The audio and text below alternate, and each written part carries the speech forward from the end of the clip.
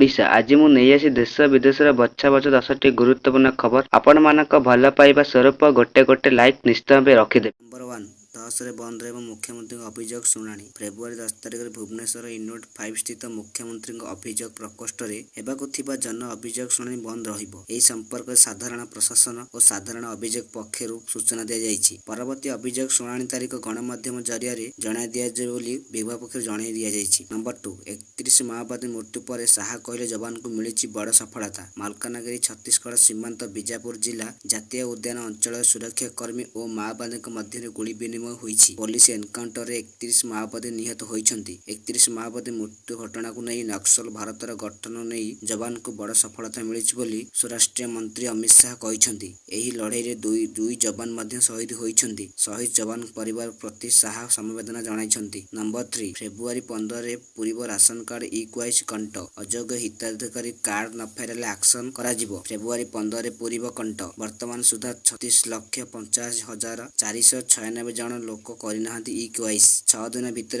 अन्य इक्वाइस करबाकू पुणी अपील करिसेंती खाद्य जोगाण मंत्री कृष्णचंद्र पात्र। आउरी मध्ये कहिसेंती 15 पर इक्वाइस अवधि बढ़ाइबे नाही बोली राज्य सरकार। नंबर 4 केबे भारत रे आरंभ होइतिला मोबाइल सर्विस। भारत रे मोबाइल सर्विस व्यवहारिक संख्या 116 कोटी अतिक्रम करिछि। निकट रे केंद्र मंत्री ज्योतिरादित्य सिंधिया लोकसभा रे सूचना दैछन्ति। गत 10 वर्ष मध्य मोबाइल व्यवहारिक संख्या द्रुत गति रे वृद्धि पाइछि। विशेषकर 5G व्यवहारिक संख्या द्रुत गति रे वृद्धि पाइछि।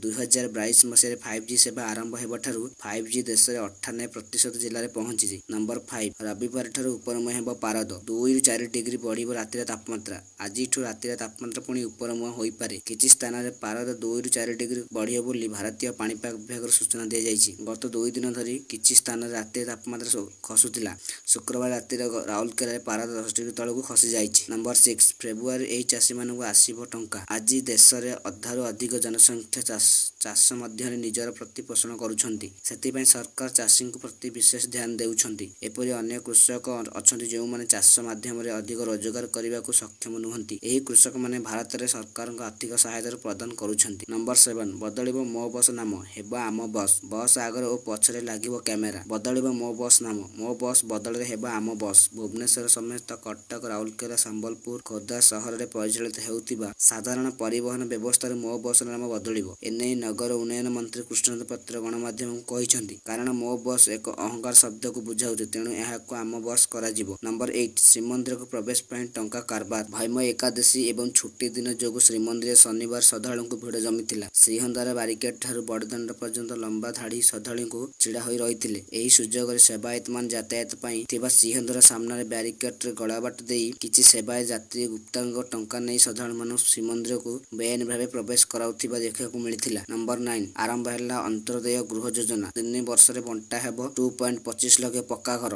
राज्य रे समस्त जेपरि पक्का घर अर्थात छाता घर हेबो बोली सेतिमे राज्य सरकार अंत्योदय गृह योजना आरंभ करिसेंति। 3 वर्ष अन्य 2,25,000 नूतन पक्का घर बंटा हेबो। एही योजना पई 7,550 कोटी टंकार व्यय बराद करा जायछि। एही संक्रमण प्रस्ताव को राज्य कैबिनेट रो मोहर बाजिछि। नंबर 10 महाकुंभ रे 41 कोटी श्रद्धालु को बुड़ पकाई सारलाणी। पवित्र समंगरे बुड़ पकाइबा पई श्रद्धालु को लागिछि भिड़। ए पर्यंत पाखापाखि 41 कोटी श्रद्धालु को बुड़ पकाई सारलाणी। आज को 28 दिन हेबो महाकुंभ रे मेला लागिछि। लोक पवित्र समंगरे बुड़ पकाइबा को धन्यवाद करुछन्ति। मौन दुर्घटना किछि दिन पई स्थगित रखा हेतला सांस्कृतिक कार्यक्रम।